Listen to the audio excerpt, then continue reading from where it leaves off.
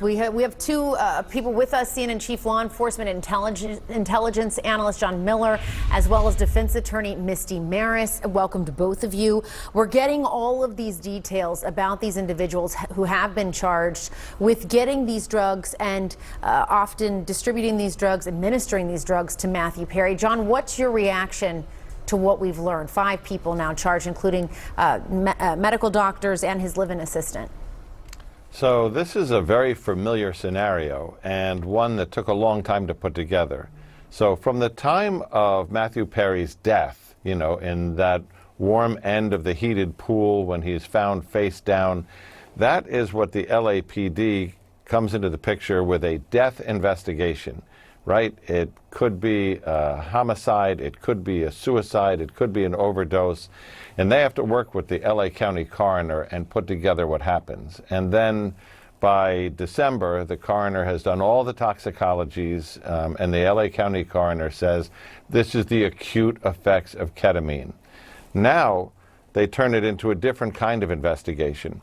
Sure, it's a drug overdose, but who's behind that? And remember, we've seen that in cases going all the way back to John Belushi or Michael Jackson, where the people who dealt the drugs or even prescribed the drugs ended up being held responsible in those cases, to the more recent Michael K. Williams case, the individual who was a star of the TV show The Wire, where they backtrack from that overdose to figure out where did that substance come from. How did it make it to this person? And did the person who was selling it, distributing it, prescribing it, did they know that this could cause someone's death and act irresponsibly? So you're seeing all those elements come together here. From the death investigation, the LAPD calls in the DEA, and they're saying, we want to look at prescriptions, but we also want to look at diversion. Drugs that came into the house that were not prescribed by medical personnel, drugs that were prescribed at medical personnel, and were they prescribed properly.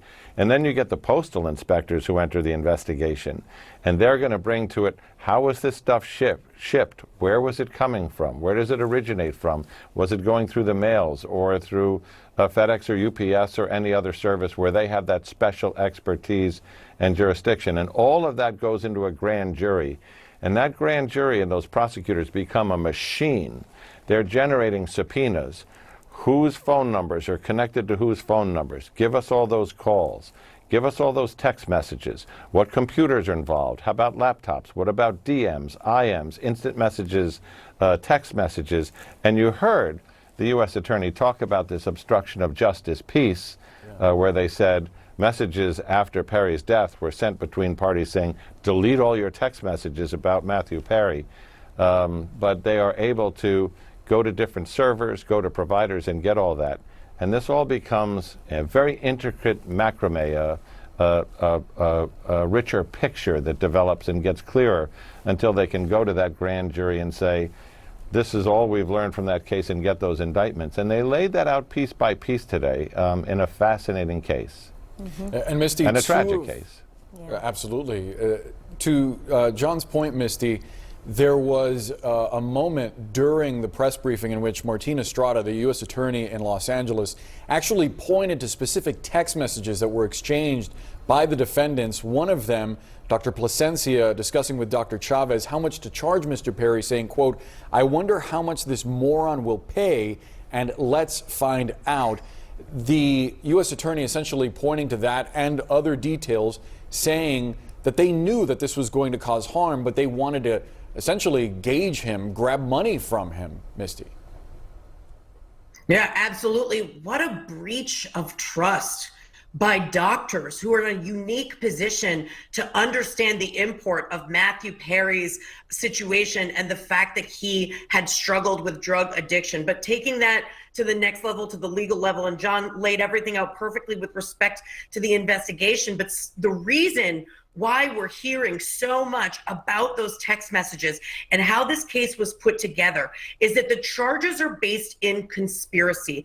Conspiracy means a meeting of the minds, an agreement between individuals to partake in this drug ring. And the second piece of that which is why it's so pertinent specifically to who the representatives today called the masterminds of the scheme, the primary defendants. The reason that's so important is was it likely to result in Matthew Perry's death? And so all of that information, that electronic footprint, those text messages, the acts to cover up the crime and the cover-up, all of that is weaved together in order to support that theory of a conspiracy, which is the umbrella under which all of the defendants are being charged. So the reason that we're seeing all of that in these indictments is that it speaks specifically to the critical elements that prosecutors need to prove in order to establish these conspiracy prosecutions. So this was really an intricate investigation.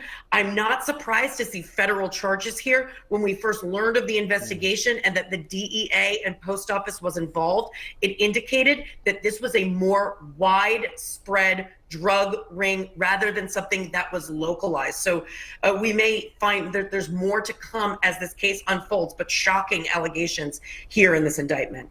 Yeah, shocking. And as the chief of LAPD said, it is a hopeful day for the citizens of Southern California, and that these folks are now being prosecuted, but nevertheless it began with a tragedy. Misty Marris, John Miller, thank you both.